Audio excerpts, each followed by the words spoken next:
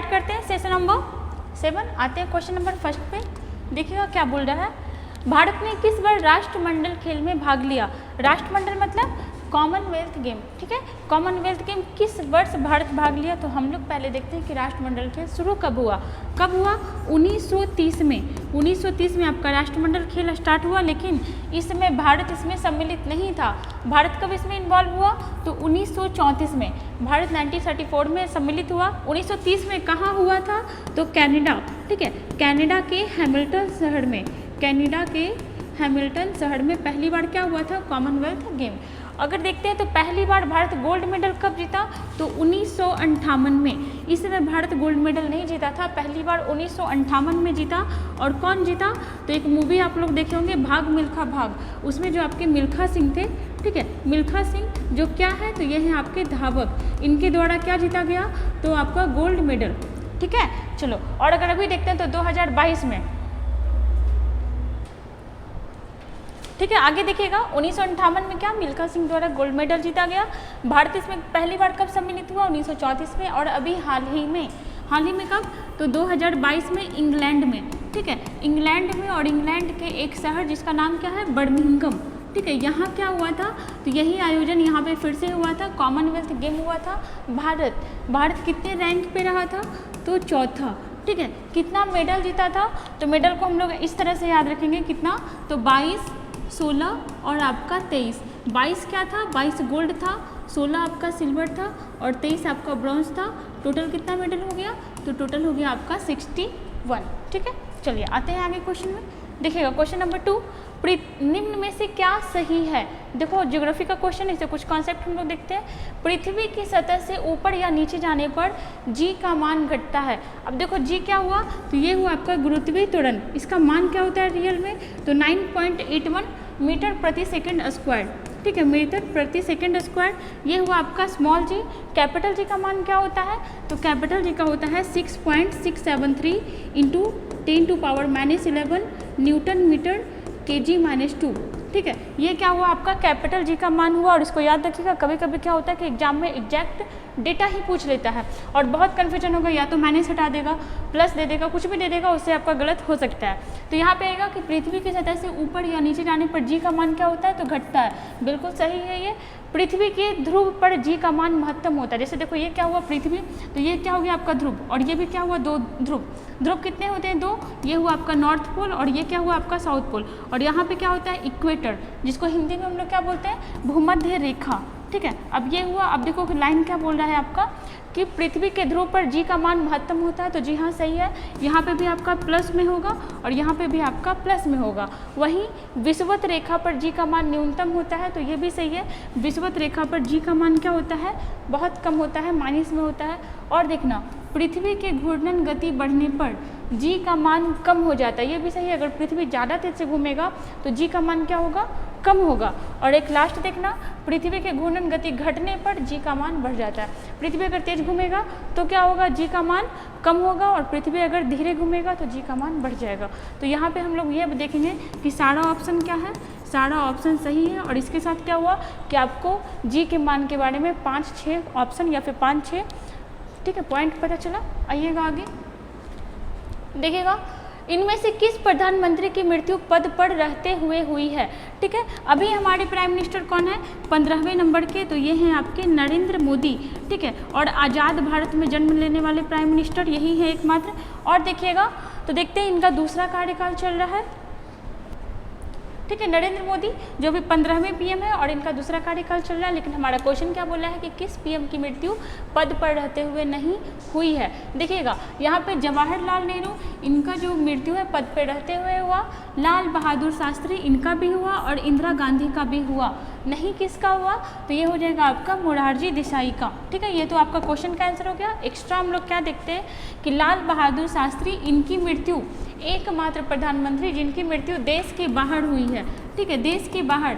और क्या हुआ था कि जो भारत और पाकिस्तान को जो युद्ध हुआ था, तो ताशकंद समझौते के लिए जो गए हुए थे, तो ताशकंद में ही जो उस समय सोवियत संघ का हिस्सा था, वहीं पे क्या हुआ था, लाल बहादुर शास्त्री का डेथ हुआ था। और एक क्वेश्चन और कि मरणोपरांत मतलब डेथ करने के बाद किसको भारत रत्न मिला था?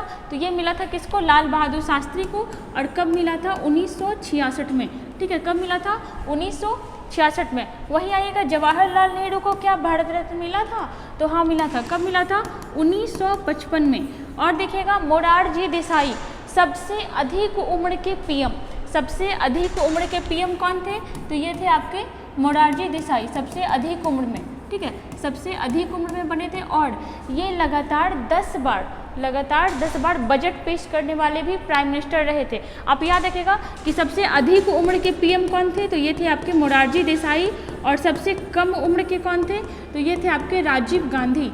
ठीक है, राजीव गांधी जो मात्र 40 वर्ष की उम्र में पीएम बने थे और ये लगभग 81 वर्ष की उम्र में क्या बने थे? पीएम। मोरारजी देसाई को भी मिला था, तो हाँ इनको भी 1991 में क्या मिला था? इनको भी भारत रत्न मिला था। मतलब नेहरू को मिला, शास्त्री जी को मिला, इंदिरा गांधी को नहीं मिला है। चलिए आइएगा आगे, देखिएगा रेल बजट को आम बजट में कब मिलाया गया? बजट फ्रेंच भाषा का वर्ड है। बजट मतलब होता है चमड़े का थैला। ऐसे हमारे संविधान में बजट का चर्चा नहीं है। बजट की जगह पे क्या है? वार्षिक वित्तीय प्रणाली। आगे आइएगा, तो यहाँ पे क्या बोल रहा है? पहले क्या होता था ना कि रेल बजट पहले लाया जाता था कि रेल पे कितना खर्चा होना है और आम बजट को अलग लाया जाता था, लेकिन इसको कभी मर्ज किया गया, कभी अलग किया गया। कैसे कैसे देखना, तो सबसे पहले तो 1921 ईस्वी में 1921 ईस्वी में एक कमेटी बनाया गया, दैट्स नेम एकवर्थ कमेटी। क्या नाम था उसका? एकवर्थ कमेटी। बनाया कब गया? 1921 में। और इसी के अकॉर्डिंग 1924 ईस्वी में, ठीक है, इसी के अकॉर्डिंग 1924 ईस्वी में रेल बजट को आम बजट से क्या कर दिया गया? अलग कर दिया गया। ठीक है, रेल बजट को आम बजट से अलग कर दिया गया। 1924 में घोषणा हुआ और पहली बार अलग अलग बजट निकला था कब? तो 1925 ईस्वी में। क्या हम बताएं कि 1921 में एक वर्थ कमेटी का गठन हुआ जो कि 1924 में घोषणा किया कि रेल बजट को आम बजट से अलग होना चाहिए, और 1925 में पहली बार रेल बजट का अलग निकाला गया और आम बजट को अलग निकाला गया। हमारा क्वेश्चन है कि दोबारा दोनों को मर्ज कब किया गया? तो 2017 में आपका रेलवे बजट को आम बजट में मिला दिया गया। और किस कमेटी के सिफारिश पर? तो विवेक देबराय कमेटी की सिफारिश पर। विवेक देबराय कमेटी की सिफारिश पे दोनों को क्या कर दिया गया? मर्ज कर दिया गया। देखो यहाँ पे आपका सारा ऑप्शन है, 24 भी है। ठीक है, चलो आते हैं आगे। क्वेश्चन नंबर 5 देखिएगा, पिटी द्वीप पक्षी अभ्यारण्य कहाँ है? पिटी द्वीप, पहले तो आना कि पिटी द्वीप है कहाँ पे? तो ये आपका पिटली द्वीप पे बसा हुआ है, पिटली द्वीप पर। ठीक है, और पिटली द्वीप कहाँ है? तो ये है लक्षद्वीप में। ठीक है, लक्षद्वीप जो हम लोग जानते हैं कि हमारे भारत का सबसे छोटा केंद्र शासित प्रदेश कौन सा है? लक्षद्वीप। लक्षद्वीप में टोटल कितने द्वीप है? तो ये हो जाएगा 36 द्वीप। इसमें से कितने द्वीप पे लोग रहते हैं? तो हो जाएगा आपका कितना? 11 द्वीप। ठीक है, 11 द्वीप ही ऐसा है जिसपे कौन? तो लोग रहते हैं, बाकी सब पे नहीं रहते हैं। एक याद रखिएगा अगाती द्वीप। ठीक है, पिटली द्वीप हुआ। एक देखिएगा अगाती द्वीप। ठीक है, अगाती द्वीप यहाँ पर क्या है? तो लक्षद्वीप का बंदरगाह। ठीक है, बंदरगाह या फिर सी पोर्ट। यहाँ पे क्या है? लक्षद्वीप का बंदरगाह किस पोर्ट पर है? तो यह है आपका मतलब किस द्वीप पे है? तो अगाती द्वीप पे। और देखिएगा इसका सबसे बड़ा द्वीप कौन सा है? तो आंड्रेट द्वीप। ठीक है, कौन सा? आंड्रेट द्वीप। वही बात करते हैं सेकेंड नंबर का सबसे बड़ा द्वीप कौन सा है? तो ये हो जाएगा मिनिकॉय द्वीप। ठीक है, सेकेंड नंबर का सबसे बड़ा द्वीप तो ये हो जाएगा मिनिकॉय द्वीप। ठीक है, चलिए इतना याद रखिएगा। वही बात करते हैं, तो इसका आंसर क्या हो जाएगा? हम लोग देखें पिटली द्वीप पे कौन सा है? तो पिटली द्वीप पक्षी अभ्यारण्य, और ये है कहाँ? तो ये है आपका लक्षद्वीप में। और इसके अकॉर्डिंग आंसर क्या हो जाएगा? Option number A. चलो देखिएगा भारत का सबसे बड़ा आपका यूटी कौन सा है? Union territory. तो ये क्या हो जाएगा? लद्दाख। ठीक है, चलिए और हम लोग देखिए सबसे, उसके बाद देखना अंडमान निकोबार कहाँ पर बसता है? तो ये आपका लक्षद्वीप हो गया और ये आपका अंडमान निकोबार हो गया जो मुख्य भूमि से थोड़ा सा क्या है? नीचे। चलिए आते हैं आगे क्वेश्चन पे, देखिएगा क्वेश्चन नंबर 6, ब्रह्म समाज की स्थापना किसने की थी? ब्रह्म समाज बहुत ही इंपॉर्टेंट। ठीक है, इसका स्थापना कौन किया था, कब किया था? तो देखिएगा राजा राम मोहन राय द्वारा 1828 ईस्वी में क्या किया गया? तो ब्रह्म समाज का स्थापना किया गया और कुछ लोगों के ग्रुप को मिला करके किया गया था। देखना ब्रह्म समाज जो था अंग्रेजी शिक्षा को वैल्यू देता था, पश्चिमी सभ्यता को नहीं। इसका कहना था कि जैसे देश बदल रहा है वैसे वैसे बदलो, नहीं तो क्या होगे? पीछे रह जाओगे। तो जो ब्रह्म समाज था ये अंग्रेजी शिक्षा को मान्यता देता था, कहता था कि हाँ अगर पूरे देश अंग्रेजी शिक्षा पे चल रहा है तो भारतीयों को भी क्या अंग्रेजी शिक्षा सीखना चाहिए। अगर बात करते हैं राजा राम मोहन राय के बारे में, तो इनको राजा का उपाधि कौन दिया था, तो अकबर द्वितीय। अकबर द्वितीय जो था, ठीक है, इनका नाम पहले क्या था, राम मोहन राय था। अकबर द्वितीय इनको क्या दिया था, तो राजा का उपाधि दिया था। वही देखिएगा आगे जाके क्या होता है ना, ब्रह्म समाज में भी फूट पड़ता है और ये टूटने लगता है, फिर क्या बनता है, आदि ब्रह्म समाज। याद रखिएगा इस चीज़ को, ब्रह्म समाज आगे टूट के क्या बनता है, आदि ब्रह्म समाज। और आदि ब्रह्म समाज का स्थापना कौन करता है, देवेंद्र नाथ टैगोर। कौन करता है, देवेंद्र नाथ टैगोर। कौन सा समाज, तो आदि ब्रह्म समाज, आदि ब्रह्म समाज, ठीक है। वही देखिएगा इसके बाद फिर डिस्प्यूट होता है और अब आपका भारतीय ब्रह्म समाज बनता है और इसका स्थापना कौन करवाता है, तो केशव चंद्र सेन। मतलब 3 तरह का ब्रह्म समाज था, ठीक है, भारतीय ब्रह्म समाज, ठीक है। और देखना यहाँ पे ईश्वर चंद्र विद्यासागर, तो विधवा पुनर्विवाह में इनका बहुत योगदान था। किस चीज़ में, तो विधवा पुनर्विवाह, ठीक है, विधवा पुनर्विवाह में इनका बहुत योगदान था, ठीक है। चलिए आते हैं आगे। क्वेश्चन नंबर 7 देखिएगा, निम्न में से किसकी स्थापना 1784 में हुई। किसकी स्थापना 1784 में हुई, देखिएगा यहाँ पे सबसे पहले आत्मीय सभा, इसका स्थापना कब हुआ था, 1815। कब हुआ था, 1815। और किसके द्वारा, तो राजा राम मोहन राय द्वारा, राजा राम मोहन राय। और एक चीज़ याद रखिएगा कि इनको बहुत सारे लैंग्वेज का नॉलेज था, हिंदी, इंग्लिश, हिब्रू, अरबी, फारसी, उर्दू, सब चीज़ का नॉलेज इनको किसके पास था, राजा राम मोहन राय के पास। और देखिएगा वेदांत कॉलेज, तो इसका स्थापना किया गया था 1825 में और किसके द्वारा, तो राजा राम मोहन राय द्वारा ही। वहीं देखिएगा तथ्य बोधिनी सभा की स्थापना, तो ये हुआ था 1839 में और किसके द्वारा, तो देवेंद्र नाथ द्वारा, देवेंद्र नाथ द्वारा। और देखिएगा बचा कौन सा, एशियाटिक सोसाइटी, तो इसका स्थापना कब हुआ था, 1784 ईस्वी में और किसके द्वारा हुआ था, विलियम जोन्स के द्वारा, ठीक है, किसके द्वारा, विलियम जोन्स। चलिए आते हैं आगे क्वेश्चन पे। देखिएगा शुद्धि आंदोलन के प्रवर्तक कौन थे, कौन सा आंदोलन, शुद्धि आंदोलन। तो पहले तो देखिएगा क्या हो जाएगा इसका आंसर, ऑप्शन नंबर ए ही हो जाएगा, दयानंद सरस्वती, ठीक है। और देखिएगा गोपाल हरि देशमुख, इनके बारे में कुछ, तो इन्हें लोकहितवादी नेता कहा जाता था, ठीक है, लोकहितवादी, लोकहितवादी नेता किसको कहा जाता था, गोपाल हरि देशमुख को। सुरेंद्र नाथ बनर्जी के बारे में देखिएगा, इन्हें बिना ताज का बादशाह कहा जाता था, बिना ताज का बादशाह। सीधा आपसे पूछ लेगा कि बताओ बिना ताज का बादशाह किसे कहा जाता था, सुरेंद्र नाथ बनर्जी को। वही स्वामी विवेकानंद, ठीक है, इनके जन्म दिवस पर क्या मनाया जाता है, राष्ट्रीय युवा दिवस, ठीक है। कौन सा दिवस, तो राष्ट्रीय युवा, स्वामी विवेकानंद के जन्मदिन की क्या मनाया जाता है, राष्ट्रीय युवा दिवस। और ये मनाया कब जाता है, 12 जनवरी, ठीक है। आते हैं नेक्स्ट क्वेश्चन पे। देखिएगा क्वेश्चन नंबर 9, बौद्धों का रामायण किसे कहा जाता है। बौद्ध धर्म के बारे में बात हो रहा है, तो हमारा रामायण, हमारे धर्म में कितने महाकाव्य हैं, 2, रामायण और आपका महाभारत। लेकिन बौद्ध के रामायण के बारे में बात हो रहा है, तो ये किसे कहा जाता है, ये कहा जाता है आपका बुद्ध चरित को, ठीक है। बुद्ध चरित को क्या कहा जाता है, बौद्धों का रामायण। इसका रचना किसने किया था, तो अश्वघोष, ठीक है, अश्वघोष द्वारा बौद्धों की रामायण बुद्ध चरित का क्या किया गया, वही रचित किया गया, संकलन किया गया। महाविभास सूत्र, ये क्या है, तो बौद्धों का विश्वकोश, ठीक है, किसका, तो बौद्धों का विश्वकोश, बौद्धों का विश्वकोश हो जाएगा। और इसका रचना कौन किया था, तो इसका रचना किया था कौन, वसुमित्र, ठीक है, कौन किया था, वसुमित्र। जैसे होता है शब्दकोश, डिक्शनरी, वैसे ही ये क्या हो गया, बौद्धों का विश्वकोश। आइएगा ऑप्शन नंबर 3 में, चरक संहिता, इसका रचना कौन किया, तो ये किया आपका चरक। चरक कौन था, तो इन्हें आपका आयुर्वेद का जनक कहा जाता है। किसके टाइम पीरियड में थे, तो कनिष्क के टाइम पीरियड में थे, ठीक है, कनिष्क के समय में। और कनिष्क कौन था, तो आपका ये कुषाण शासक था। शिल्पाधिकारम, ठीक है, ये आपका तमिल ग्रंथ है और इसके रचनाकार कौन है, इलैंगो आर्डिगल, इलैंगो आर्डिगल, ठीक है, इलैंगो आर्टिकल। आते हैं आगे क्वेश्चन नंबर 10 देखिएगा, क्या बोल रहा है, प्रथम भारतीय राकेश शर्मा अंतरिक्ष में कब गए थे? तो देखना प्रथम भारतीय जो थे, पहले तो देखना कि कितना नंबर का देश था भारत जो भेजा था अंतरिक्ष में, तो 14वें नंबर का, मतलब कि भारत से पहले 13 और कंट्री जो था अंतरिक्ष में भेजा हुआ था। और देखिएगा ये जो आपके राकेश शर्मा थे, ये कितने नंबर के इंसान थे? तो ये थे 139 नंबर के जो अंतरिक्ष में गए थे। कब गए थे? तो ये गए थे आपके 1984 में। कब गए थे? 1984 में। किस रॉकेट से गए थे? तो सोयूज टी था, ठीक है, सोयूज टी नामक रॉकेट से गए थे, 1984 में गए थे। 3 अप्रैल को गए थे। कब गए थे? 3 अप्रैल 1984। वापस कब आए थे? 11 अप्रैल 1984, ठीक है, 11 अप्रैल 1984। और इनका एक स्टेटमेंट बहुत वायरल हुआ था, क्या?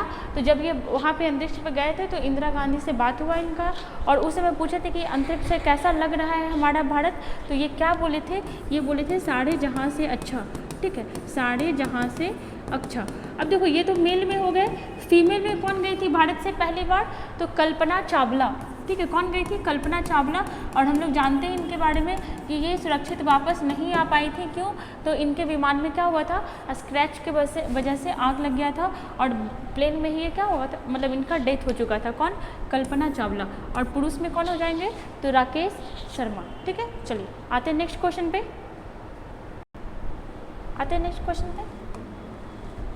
देखिएगा, कांग्रेस के आयोजित 1924 ईस्वी के बेलगांव कांग्रेस अधिवेशन की अध्यक्षता किसने की? देखना हर एक लाइन से क्वेश्चन निकलेगा। सबसे पहले कि कांग्रेस का जो 1924 का अधिवेशन हुआ था, कहाँ हुआ था? बेलगांव में।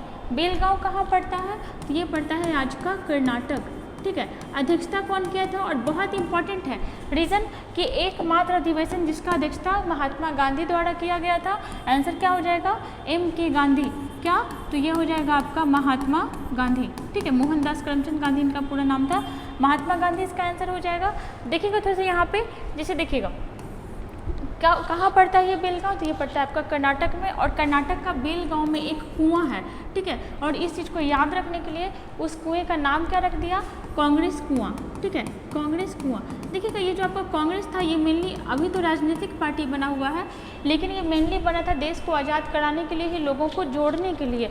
और ठीक है, कब बना था कांग्रेस? तो ये बना था आपका 28 दिसंबर 1885 ईस्वी में, ठीक है। महिला लोग कितना थी जो की थी अध्यक्षता? तो 3 की थी। एक आपकी एनी बेसेंट थी जो प्रथम महिला अध्यक्ष थी, प्रथम भारतीय महिला सरोजनी नायडू, और नंबर 3 की नलिनी सेनगुप्ता।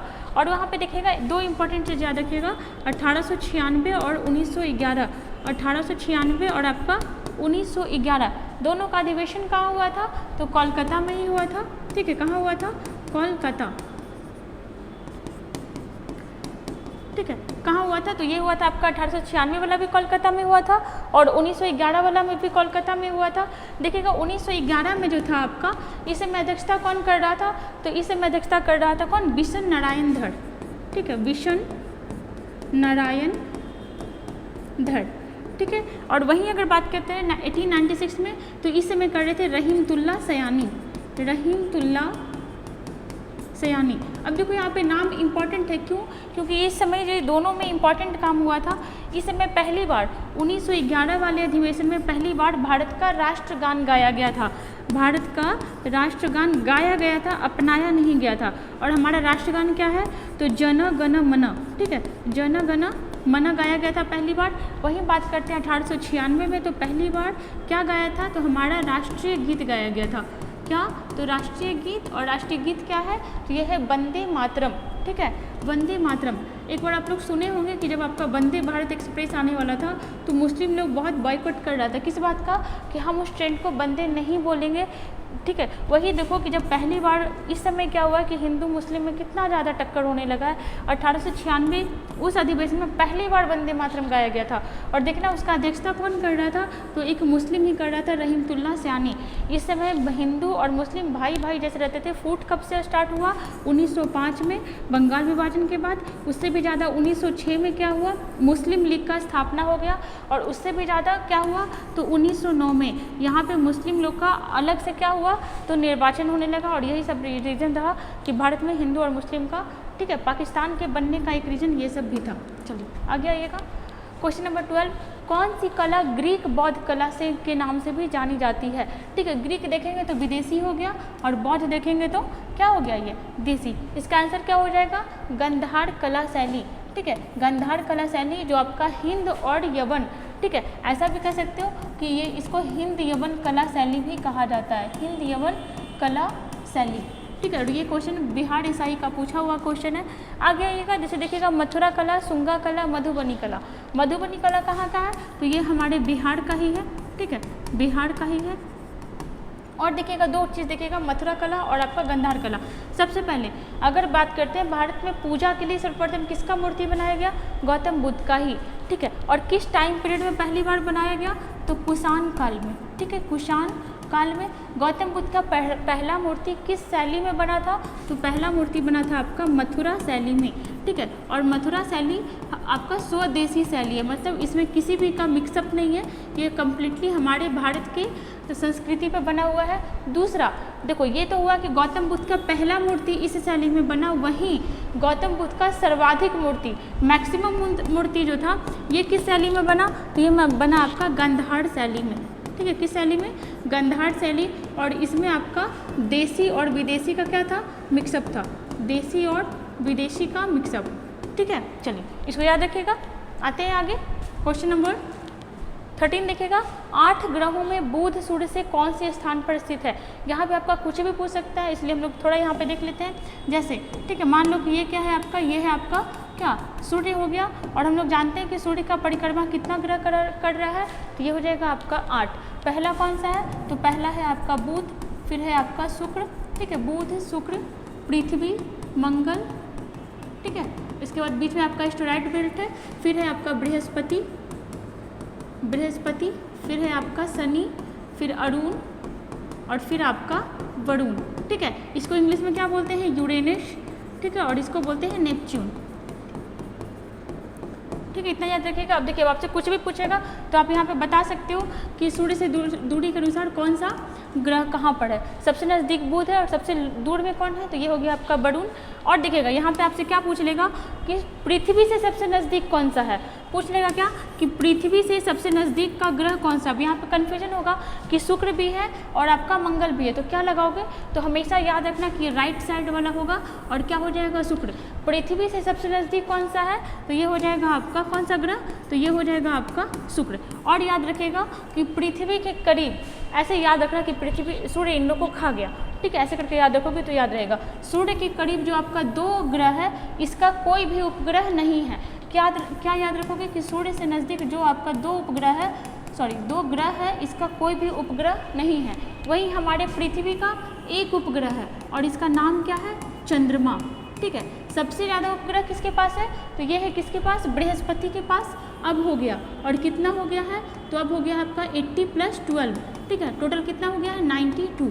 आगे देखिएगा, ये तो हो गया आपका इस तरह से। और ये क्या है आपका एस्टेरॉयड बेल्ट। ठीक है, क्षुद्र ग्रह इसको कहा जाता है कि मंगल और बृहस्पति को पृथक कौन करता है, तो ये क्या हो जाएगा, एस्टेरॉयड बेल्ट। अब देखना, ये तो आपका हुआ सूर्य से दूरी के अनुसार। अगर आपसे पूछता है कि क्रम ये आकार के अनुसार सबसे बड़ा कौन है, तो कुछ नहीं करना, एकदम सिंपल सा आपको ऐसे याद रखना है कि ये चारों को उठा के पहले रख लेना है। किसको किसको, तो देखना शॉर्ट में हम लिखते हैं बृहस्पति, शनि, यूरेनस और आपका कौन सा, नेपच्यून। ठीक है, पहले क्या करना है, बड़ा कौन सा है, तो सबसे बड़ा आपका बृहस्पति है, उसके बाद शनि है, फिर अरुण है, उसके बाद फिर आपका कौन सा है, वरुण। उसके बाद फिर आपको लेना है अपना अर्थ। ठीक है, उसके बाद हो जाएगा आपका अर्थ, फिर आपका हो जाएगा वेनस, फिर होगा आपका मार्स और फिर हो जाएगा आपका क्या, मरकरी। एक और फिर से बोल दे रहे हैं, क्या क्या हो जाएगा, तो पहले तो बृहस्पति, शनि, अरुण, वरुण, फिर होगा आपका पृथ्वी, शुक्र, मंगल और सबसे छोटा कौन सा है, सबसे छोटा है आपका बुध। इस चीज़ को याद रखिएगा। और अगर देखते हैं तो देखना, एक होता है इनर प्लैनेट और एक होता है आपका आउटर प्लैनेट। तो इनर प्लैनेट में ये आपका आ जाएगा, ये जो आपका पहले का चार्ट है ये किस में आएगा, तो ये आएगा आपका इनर प्लैनेट में, आंतरिक ग्रह इसको कहा जाता है। और वहीं इन चारों को क्या कहा जाएगा, आउटर प्लैनेट। ठीक है, बाहरी ग्रह इनको कहा जाता है। ठीक है, आउटर प्लैनेट। चलिए ठीक है, आते हैं आगे। इसका आंसर क्या हो जाएगा, तो 8 ग्रहों में बुध जो है सूर्य से देखो पहले नंबर पे है ना, तो क्या हो जाएगा, पहला। चलिए आते हैं आगे, देखिएगा क्वेश्चन नंबर 14, निम्नलिखित में से वे कौन से कण हैं जो परमाणु केंद्रक के चारों ओर घूमते हैं और ऋणात्मक रूप से आवेशित होते हैं। देखो अभी क्या बोल दिया, तो पहले तो याद रखिएगा 1808, ठीक है। 1808 में डाल्टन, नाम सुने होंगे, जॉन डाल्टन बताया कि कोई भी चीज़ होता है जो अपने आप जो सबसे छोटा कण से बना होता है। मान लो कि ये लोहा है, ठीक है, लोहा का छड़ है, तो इसका कहना था कि लोहा का छड़ भी एक छोटा छोटा पार्टिकल से बना हुआ है और इस पार्टिकल को हम उठा के यहाँ पर रख दिए तो ये क्या कहलाएगा, एटम। और हिंदी में क्या बोलेंगे इसको, परमाणु, ठीक है, एटम या परमाणु। तो ये जो आपका डाल्टन बताया था कि कोई भी चीज़ जो सबसे छोटा चीज़ से बना हुआ है वो क्या कहलाता है, वो आपका कहलाता है परमाणु। लेकिन आगे जाके क्या हुआ, कब ये बताया, 1808 में। लेकिन आगे जाके जब और भी खोज होते रहा तो पता चला कि नहीं, परमाणु से भी छोटा होता है। तो क्या होता है, तो परमाणु भी आपका इलेक्ट्रॉन, प्रोटॉन और न्यूट्रॉन से मिलकर के बना होता है। तो क्या हुआ कि डाल्टन का ये सिद्धांत गलत हो गया। और हम लोग देखे थे कि इलेक्ट्रॉन का खोज कौन किया था, थॉमसन किया था। प्रोटॉन का खोज कौन किया था, गोल्डस्टीन किया था। और न्यूट्रॉन का खोज कौन किया था, तो आपका कौन किया था, चैडविक, ठीक है। ये हो गया। अब देखिएगा अब यहाँ पे क्या बोल रहा है, तो देखो मान लो कि ये कोई भी चीज़ है, ठीक है, छोटा सा ये वाला कण हम उठाए और यहाँ पे रख दिए और इसको बड़ा किए, तो क्या देखें कि जो आपका बाहर में, ठीक है, बाहर में कुछ कुछ घूमते रहता है, ये क्या कहलाता है, जो बाहर में घूमता है ये आपका कहलाता है इलेक्ट्रॉन, ठीक है, क्या कहलाता है, इलेक्ट्रॉन। और अंदर में जो पार्टिकल होता है ये क्या होता है, तो ये होता है आपका प्रोटॉन प्लस न्यूट्रॉन। मतलब प्रोटॉन और न्यूट्रॉन अंदर में होता है और इलेक्ट्रॉन क्या होता है, बाहर चक्कर लगाते रहता है। और क्वेश्चन आपका यही पूछ रहा है कि केंद्रक के चारों ओर चक्कर कौन लगाता है, तो ये क्या हो जाएगा, ये हो जाएगा आपका इलेक्ट्रॉन। एक चीज़ और देखिएगा, ये क्वेश्चन ये भी पूछ लेता है कि किसी भी परमाणु में इलेक्ट्रॉन जो है आपका प्रोटॉन के बराबर होता है। मान लो कि प्रोटॉन का संख्या 6 है तो इलेक्ट्रॉन का भी संख्या क्या हो जाएगा, 6। इलेक्ट्रॉन पे क्या चार्ज होता है, अगर आप लोग केमिस्ट्री पढ़े होंगे तो पता होगा ये सब। इलेक्ट्रॉन पे क्या चार्ज होता है, तो माइनस चार्ज होता है। प्रोटॉन पे क्या चार्ज होता है, तो प्लस चार्ज होता है। न्यूट्रॉन पे क्या चार्ज होता है, तो देखना न्यूट्रॉन आपका न्यूट्रल होता है। न्यूट्रल मतलब ना तो इसमें माइनस होता है और ना इसके पास प्लस होता है, ये होता है आपका न्यूट्रल। एक चीज़ और देख लीजिएगा यहाँ पे छोटा सा, जैसे मान लो कार्बन लेते हैं, ठीक है, तो कार्बन इस तरह से लिखे, इसका मतलब क्या हो गया, नीचे वाला जो है आपका परमाणु संख्या को दर्शाता है और ऊपर वाला जो है आपका द्रव्यमान संख्या को दर्शाता है, ठीक है। क्या, तो देखिएगा ये जो है ये किसको दिखाता है, परमाणु संख्या को, ठीक है, परमाणु संख्या, एटम नंबर। और ये क्या दिखाता है, तो ये दिखाता है आपका द्रव्यमान संख्या, द्रव्यमान संख्या। और द्रव्यमान संख्या निकलता कैसे है, तो प्रोटॉन प्लस न्यूट्रॉन। जब हम प्रोटॉन और न्यूट्रॉन को जोड़ देते हैं तो क्या निकलता है, द्रव्यमान संख्या। परमाणु संख्या मतलब किसको कहते हैं, तो प्रोटॉन का जो संख्या होता है उसको क्या बोलते हैं, परमाणु। प्रोटॉन की संख्या को परमाणु बोलते हैं और द्रव्यमान संख्या किसको बोलते हैं, प्रोटॉन प्लस न्यूट्रॉन को। तो देखो ये जो नीचे है आपका परमाणु संख्या कहला रहा है और नीचे में कितना है, 6 क्या है, प्रोटॉन। तो जब हमको पता है कि किसी भी तत्व में, किसी भी परमाणु में प्रोटॉन का संख्या कितना है, 6, तो यहाँ से हम लोग 3 चीज़ निकाल सकते हैं। देखो क्या क्या निकल जाएगा यहाँ से, तो प्रोटॉन, देखिएगा यहाँ पे आपका प्रोटॉन निकल जाएगा, प्रोटॉन निकलेगा, इलेक्ट्रॉन निकलेगा, न्यूट्रॉन निकलेगा। देखो प्रोटॉन किसको कहते हैं, तो परमाणु की संख्या को ही प्रोटॉन कहा जाता है, या प्रोटॉन का संख्या ही परमाणु संख्या कहलाता है। तो प्रोटॉन यहाँ पे कितना है, 6, ठीक है। और हम लोग यहाँ पे क्या देखें कि जितना प्रोटॉन रहेगा उतना ही आपका क्या रहेगा, इलेक्ट्रॉन। तो इलेक्ट्रॉन का भी संख्या क्या हो जाएगा, 6, ठीक है। ऊपर में क्या है, 12 मतलब ये क्या हो गया, प्रोटॉन प्लस न्यूट्रॉन, जिसमें हमको पता है कि प्रोटॉन का संख्या कितना था, 6, तो न्यूट्रॉन का संख्या भी कितना हो जाएगा, 6, क्योंकि 12 है तो 6 क्या हो गया, 12, ठीक है। तो ये क्या निकल गया, ये आपका कार्बन में कितना प्रोटॉन, इलेक्ट्रॉन और न्यूट्रॉन होता है, ये चीज़ निकल गया। और यहाँ से आपका बहुत सारा कॉन्सेप्ट क्लियर हो गया। चलिए आते हैं आगे, देखिएगा क्वेश्चन नंबर 15, राष्ट्रपति की क्षमा दान की जो शक्ति है किस टाइप का है, तो ये हो जाएगा आपका क्या, न्यायिक शक्ति। अब देखो ऐसा नहीं है कि राष्ट्रपति का मन किया, किसी को सजा मिला हुआ है उसको माफ़ कर दिया, नहीं, वो स्वतंत्र नहीं है, वो सरकार के अंडर में है, मंत्रिपरिषद के अंडर में है। उन लोगों से जो सलाह लेकर के अगर उनको क्षमा किया जाएगा वो हुआ आपका क्षमा। और देखिएगा राष्ट्रपति जो है किस अनुच्छेद के तहत क्षमा करता है, तो 72। और वहीं राज्यपाल के पास भी ये पावर है, राज्यपाल किस अनुच्छेद के तहत क्षमा करता है, तो ये हो जाएगा आपका 161, ठीक है। 161 अनुच्छेद उसके पास और 72 अनुच्छेद इसके पास। दोनों में अंतर क्या है, तो राष्ट्रपति जो है आपका फांसी या मृत्यु दंड का सजा को भी माफ़ कर सकता है, ठीक है, मतलब इसको ख़त्म कर सकता है, बट राज्यपाल के पास ये पावर नहीं है, ठीक है। और कितने प्रकार का सजा का माफ़ी हो सकता है, तो ये हो जाएगा आपका कितना, 5 प्रकार का, ठीक है। यहाँ पे आप इतना याद रखिएगा। चलिए आते हैं आगे, देखिएगा क्वेश्चन नंबर 16, अनुच्छेद 108 के अंतर्गत लोकसभा और राज्यसभा की संयुक्त बैठक आयोजित की जाती है। ठीक है, अब देखो इसको बुलाता कौन है, तो बुलाता है आपका राष्ट्रपति। ठीक है, जो आपका संयुक्त अधिवेशन इसको बुलाता कौन है, राष्ट्रपति। बट अध्यक्षता कौन करता है, तो अध्यक्षता हो जाएगा, देखना अध्यक्षता हो जाएगा, ये कौन करता है, तो ये करता है लोकसभा अध्यक्ष। ठीक है, कौन करता है, लोकसभा अध्यक्ष। और ये किस अनुच्छेद में दिया हुआ है कि इसका अध्यक्षता लोकसभा अध्यक्ष करेगा, तो ये हो जाएगा आपका अनुच्छेद 118। अनुच्छेद 118 के तहत लोकसभा अध्यक्ष जो होता है वो किसका अध्यक्षता करता है, तो संयुक्त अधिवेशन का। और वहाँ पे बुलाता कौन है 108 के तहत, तो ये हो जाएगा आपका राष्ट्रपति। मतलब देखो संयुक्त अधिवेशन मतलब किसका, तो क्या हो जाएगा, लोकसभा। ठीक है, लोकसभा प्लस राज्यसभा को बुलाया जाता है एक ही साथ, वो हो गया आपका संयुक्त अधिवेशन। अभी तक कितने बार बुलाया गया है, तो ये हो जाएगा आपका कितने बार, ये हो जाएगा आपका 3 बार। कब कब, तो 1961 में, 1978 में और आपका 2002 में। इसमें कब बुलाया गया था, तो दहेज विधेयक पे जब डिस्प्यूट हो गया था दोनों के बीच, तो अधिवेशन बुलाया गया। 1978 में बैंकिंग सुधार से संबंधित था, किससे, बैंकिंग सुधार से। और 2002 में क्या था, पोटा। ठीक है, देखिएगा ये जो 2002 में संयुक्त अधिवेशन हुआ था किस लिए हुआ था, तो आतंकवाद विरोधी कुछ हो रहा था क्या, तो जो पोटा आया था ना उसी के लिए हुआ था। मतलब इतना आप याद रखिएगा कि आतंकवाद से संबंधित बिल में कुछ डिस्प्यूट हुआ था, तो इस वजह से 2002 में भी क्या हुआ, संयुक्त अधिवेशन। चलिए तो देखिएगा स्पीकर द्वारा क्या होता है, अध्यक्षता होता है, जबकि बुलाया किसके द्वारा जाता है, तो राष्ट्रपति के द्वारा। चलिए आते हैं आगे, देखिएगा क्वेश्चन नंबर नेक्स्ट क्या बोल रहा है, काली मिट्टी।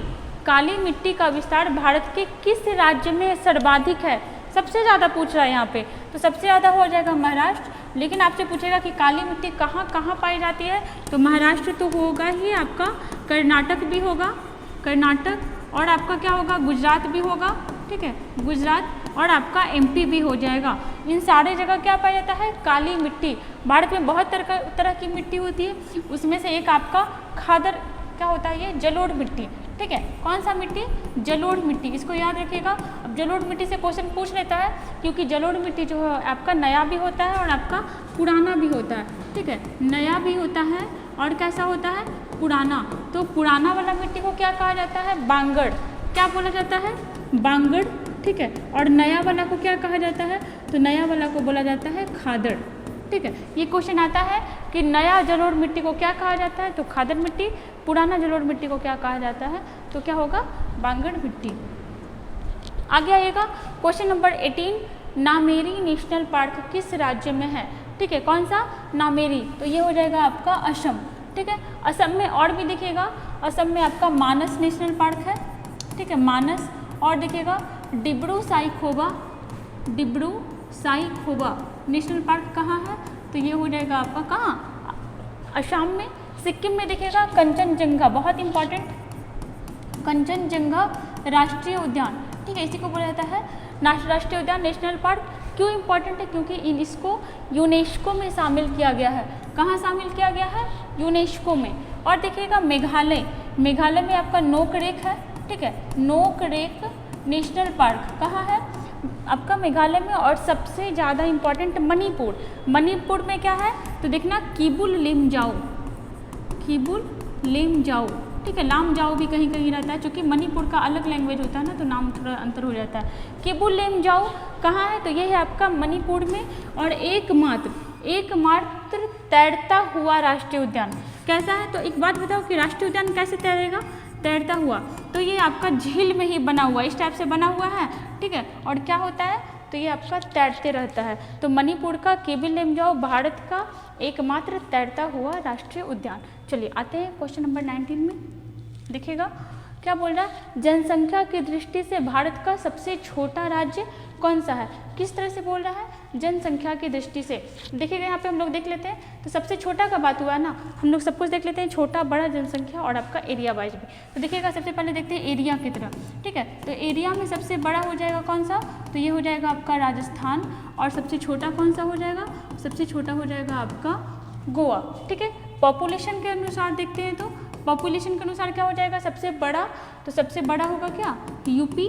ठीक है, और सबसे छोटा क्या हो जाएगा, तो ये हो जाएगा आपका सिक्किम। और देखो क्वेश्चन में यही पूछा है ठीक है। जनसंख्या की दृष्टि से भारत का सबसे छोटा राज्य, तो ये क्या हो जाएगा, ये होगा आपका सिक्किम। आगे हम लोग देखते हैं, इसे देखिएगा जनसंख्या घनत्व, ठीक है। पॉपुलेशन डेंसिटी, पॉपुलेशन डेंसिटी मतलब जनसंख्या घनत्व में सबसे बड़ा कौन सा है, सबसे ज़्यादा जनसंख्या घनत्व कहाँ है, तो ये हो जाएगा कहाँ का, बिहार का। और सबसे कम कहाँ का है, तो ये हो जाएगा अरुणाचल प्रदेश।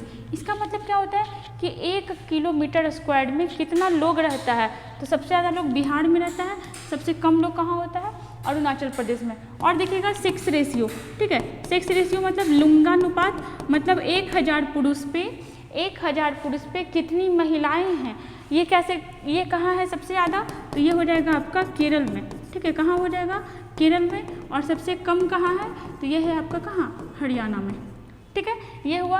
और अगर देखते हैं तो एरिया की दृष्टि से सबसे बड़ा देश कौन सा है, तो देश में सबसे बड़ा हो जाएगा कौन सा, तो ये हो जाएगा आपका रूस। और सबसे छोटा कौन सा हो जाएगा, सबसे छोटा तो ये हो जाएगा वेटिकन सिटी, ठीक है, वेटिकन सिटी। चलिए इतना देख लिए। आते हैं क्वेश्चन नंबर नेक्स्ट में। देखिएगा, पृथ्वी सूर्य का परिभ्रमण करती है, 2 चीज़ करती है। पहले तो परिभ्रमण, ठीक है, परिभ्रमण, और दूसरा क्या होगा, घूर्णन, ठीक है। दूसरा क्या होता है, घूर्णन। घूर्णन की वजह से क्या होता है कि पूरा का पूरा ईयर चेंज होता है, ठीक है। नहीं देखो, घूर्णन से क्या होता है ना कि दिन रात होता है, और परिभ्रमण से क्या होता है, तो आपका ईयर चेंज होता है। जब पूरी तरह अगर सूर्य, जैसे ये सूर्य है, ठीक है, और पृथ्वी अगर ऐसे करते करते पूरा घूम लिया, तो ये क्या कहलाया, ये हुआ आपका परिभ्रमण। और इससे क्या होता है, इससे आपका ईयर चेंज होता है, ठीक है। और घूर्णन क्या हुआ कि पृथ्वी, ऐसा नहीं है कि ये सूर्य है और पृथ्वी आया और यहाँ से उठ के ऐसे घूम लिया, नहीं, ऐसा नहीं घूमता। कैसे घूमता है, तो ये सूर्य है, तो ये पृथ्वी है, तो पृथ्वी भी अपने आप में गोल गोल घूमते हुए ऐसे ऐसे करके क्या करती है, सूर्य का परिक्रमा करती है। तो ये जो आपका अपना एक राउंड लगाती है, वो क्या कहलाता है, वो कहलाता है घूर्णन। और घूर्णन की वजह से क्या होता है, दिन और रात, ठीक है। तो क्या बोल रहा है, सूर्य का जो परिभ्रमण है ये कितना होता है एक बार में, तो ये हो जाएगा आपका 365 और 1/4 डेज। अब ये क्या हुआ, तो देखो 365 दिन और 6 घंटा, 365 दिन और 6 घंटा में क्या करता है, जो पृथ्वी है सूर्य का परिक्रमा करता है। और यही 6-6 घंटा जब 4 बार ऐड हो जाता है तो क्या हो गया, 24 घंटा। और इसीलिए हम लोग जानते हैं कि लीप ईयर क्या हो जाता है, 366 दिन का हो जाता है। कैसे, तो 365 दिन और प्लस 24 घंटा मतलब 1 दिन, ठीक है। यहाँ पे देखो फ्रैक्शन में दिया हुआ, यही जब आपका 1/4 4 बार आएगा तो क्या बन जाएगा, टोटल 24 आवर्स बन जाएगा। और उसके बाद फिर 1 दिन क्या होगा, लीप ईयर में बढ़ जाएगा। तो यहाँ पे आपको ये दिया, आपको ऐसे भी दे सकता था 365 दिन और आपका 6 घंटा, ठीक है। ऑप्शन में ये भी हो सकता था। चलिए आते हैं आगे। देखिएगा, मुंबईयान, ठीक है, मुंबई नहीं होगा, मुंबई होगा। मुंबईयान नामक पद्य शैली का जन्मदाता किसे माना जाता है, तो ये हो जाएगा क्या, बाबर। बाबर कौन था, तो मुगल शासक था, मुगल वंश का संस्थापक था। कब से कब तक था, तो ये था आपका 1526 से 1530, ठीक है।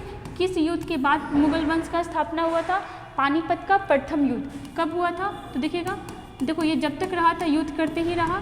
सबसे पहले तो पानीपत का युद्ध किया, कब, 1526 में, ठीक है। उसके बाद फिर आपका खानवा का युद्ध किया, खानवा का युद्ध, और ये कब किया, 1527 में, ठीक है। और देखिएगा उसके बाद आपका किया घाघरा का युद्ध, ठीक है, घाघरा का युद्ध, ये कब किया, 1528 में। उसके बाद फिर किया चंदेरी का युद्ध, ये कब किया, ये किया 1529 में। और फिर 1530 में क्या हुआ, इसका डेथ हो गया, ठीक है। मतलब जब तक रहा युद्ध ही करते रहा, कौन, बाबर, ठीक है। और देखिएगा जैसे बीरबल के बारे में, तो इसका मूल नाम क्या था, महेश दास, ठीक है, महेश दास। और अकबर के इलाही धर्म को, अकबर के इलाही धर्म को अपनाने वाला एकमात्र हिंदू कौन था, बीरबल। वहीं देखिएगा मलिक काफूर, तो अलाउद्दीन खिलजी का नाम सुने होंगे, उसका क्या था, ये उसका गुलाम था, उसको खरीदा गया था, किसको, मलिक काफिर को 1000 दिनारी में खरीदा गया था, 1000 दिनार में, इसीलिए इसको क्या कहा जाता था, 1000 दिनारी। और ये क्वेश्चन आता है कि अलाउद्दीन खिलजी ने मलिक काफूर को कब पाया था, तो गुजरात विजय के बाद नुसरत खां इसको खरीद करके किसको दिया था, अलाउद्दीन खिलजी को, ठीक है। बलबन के बारे में याद रखिएगा, तो ये आपका गुलाम वंश का एक बहुत ही महान शासक था, कौन, बलबन। ये कौन सा नीति चलाया था, तो रक्त और लौह की नीति, मतलब अपने विरोधियों को ये पूरी तरह से मार करके ही दम लेता था। इसी को क्या कहा जाता था, रक्त और लौह की नीति बलबन के द्वारा चलाया गया था। और एक काम और किया था, ये चालीसा दल को ख़त्म कर दिया था। ठीक है, चालीसा दल को, जो 40 लोगों का ग्रुप था। ठीक है, आगे आइएगा, देखिएगा क्वेश्चन नंबर 22, प्रथम स्वाधीनता दिवस कब मनाया गया? कब मनाया गया था? तो ये हुआ था आपका 26 जनवरी 1930 को। ठीक है, प्रथम स्वाधीनता दिवस 1930 में मनाया गया था, जो कि हम लोग जानते हैं कि हम लोग इसमें गुलाम थे। आज़ाद कब हुए थे? 1947 में। फिर भी 26 जनवरी 1930 को क्या हुआ था? तो आपका कांग्रेस का लाहौर अधिवेशन हुआ था। ठीक है, लाहौर अधिवेशन 1929 में ही हुआ था। और इसमें घोषणा किया गया था कि आज से 26 जनवरी 1930 को हम लोग क्या करेंगे, हर साल झंडा फहराएंगे। ठीक है, और अपना पूर्ण स्वराज का भी मांग किया गया था। और इसी डेट को याद रखने के लिए, ठीक है, हमारा संविधान भले ही 26 नवंबर 1949 को ही लिखा गया था। कब लिखा गया था? पूरा 26 नवंबर 1949 को। लेकिन उस डेट को याद में रखने के लिए, मेमोरी में रखने के लिए हमारा संविधान कब लागू हुआ था? 26 जनवरी को। ठीक है, 26 जनवरी को। और इसीलिए हम लोग इस दिन क्या मनाते हैं? तो गणतंत्र दिवस मनाते हैं। ठीक है, इस चीज़ को याद रखिएगा। वहीं देखिएगा 23 मार्च 1931, अगर यहाँ पे 1931 रहता तो क्या हो जाता? तो इसी दिन, ठीक है, किसको किसको? तो शहीद भगत सिंह को, बटुकेश्वर दत्त को और सुखदेव को क्या मिला था? फांसी मिला था। कब? तो 23 मार्च 1931 को ही। ठीक है, आते हैं नेक्स्ट क्वेश्चन पे। देखिएगा, हुंकार नामक पत्रिका का प्रकाशन कहाँ से किया गया था? तो हमारे राज्य से किया गया था, बिहार से। बिहार में भी कहाँ से? पटना से। और किसके द्वारा किया गया? स्वामी सहजानंद के द्वारा। किसके द्वारा? स्वामी सहजानंद के द्वारा, इतना याद रखिएगा। वहीं पे आएगा बाल गंगाधर तिलक, तो इन्होंने मांडले जेल से, और मांडले जेल कहाँ पड़ता है? तो आज के म्यांमार में मांडले जेल में कौन सी पुस्तक लिखी थी? तो गीता रहस्य। ठीक है, गीता रहस्य। वहीं देखिएगा महात्मा गांधी का, तो यरवदा जेल में, कहाँ? तो यरवदा जेल में एक बुक लिखे थे, और बहुत ही फेमस बुक का नाम क्या था? My experiment with truth. My experiment with truth. ठीक है, ये बुक किसके द्वारा लिखा गया? गांधी जी के द्वारा। और एक जेल में बैठ के लिखा गया था। कुंवर सिंह के बारे में बात करें तो भारत का प्रथम स्वतंत्रता संग्राम 1857 में बिहार की तरफ से नेतृत्व कौन कर रहा था? तो ये हो जाएगा कुंवर सिंह। ठीक है, चलिए आगे आइएगा। देखिएगा क्वेश्चन नंबर 24, 1806 में बिल्लौर में हुई सिपाही विद्रोह किसके समय में हुई थी? बिल्लौर कहाँ पड़ता है? तो ये पड़ता है आपका मद्रास में। और कौन सा विद्रोह हुआ था? सिपाही विद्रोह हुआ था। किसके टाइम पीरियड में? तो sir George Barlow. Sir George Barlow के समय में क्या हुआ था? सिपाही विद्रोह बिल्लौर में। और बिल्लौर कहाँ है? तो ये है आपका मद्रास में। वहाँ देखिएगा लॉर्ड विलियम बेंटिक, इसके बारे में, तो इसी के समय में सती प्रथा को फाइनली, किसको? सती प्रथा को फाइनली कानून बना करके क्या कर दिया गया? बैन कर दिया गया। ठीक है, सती प्रथा का प्रथम साक्ष्य कहाँ से मिलता है?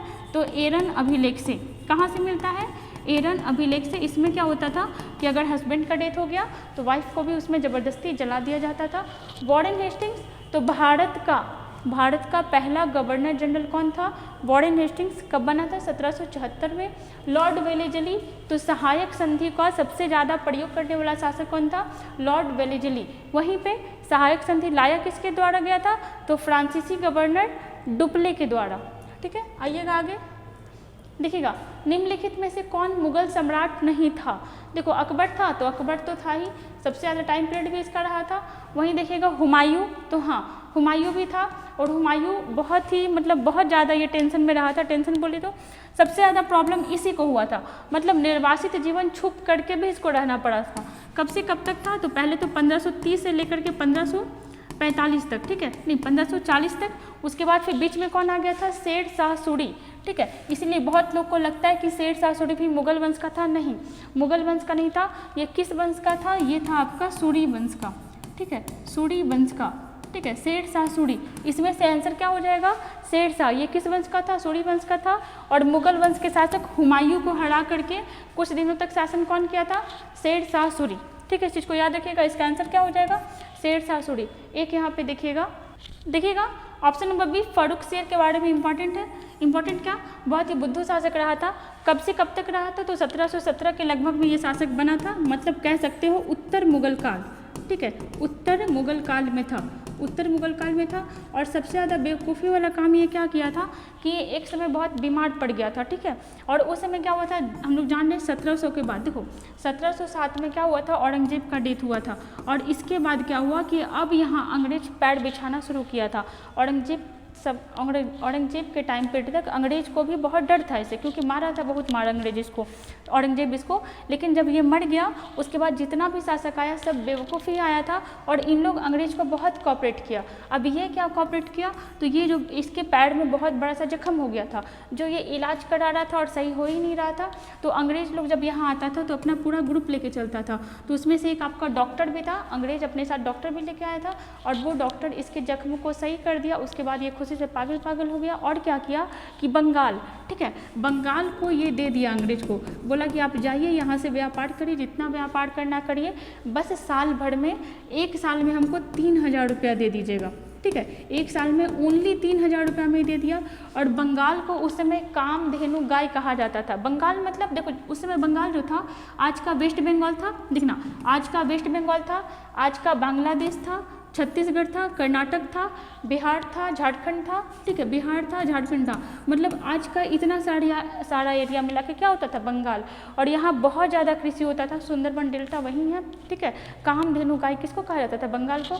और ये इसका सबसे बड़ा बेवकूफ़ी वाला काम रहा था। इससे भी ज़्यादा बेवकूफ़ी क्या, सूरत भी दे दिया था, ठीक है, सूरत भी दे दिया था। बोला था कि आप यहाँ भी व्यापार करो और यहाँ से कितना पैसा लेता था, 10,000 रुपया, वो भी कैसा, वार्षिक में, सालाना में, ठीक है। तो इसको बहुत ही बेवकूफ़ शासक का संज्ञा भी दिया गया है, ठीक है, इसको याद रखिएगा। और ये क्या था आपका मुगल शासक, इसमें आंसर हो जाएगा सूर्यवंश का। और देखना शेर शाह का मकबरा है और ये कहाँ है, तो हमारे बिहार में, और बिहार में कहाँ है, तो ये हो जाएगा आपका सासाराम में, ठीक है। ये क्वेश्चन आता है कि शेर शाह का मकबरा कहाँ है, सासाराम में, जो आपका सूर्यवंश का शासक था। और मुगल टाइम के बीच में ही ये कब से कब तक चला था, तो 1540 के बीच हुमायूं से लड़ा था और इसको भागना पड़ा था मुंह छुपा के।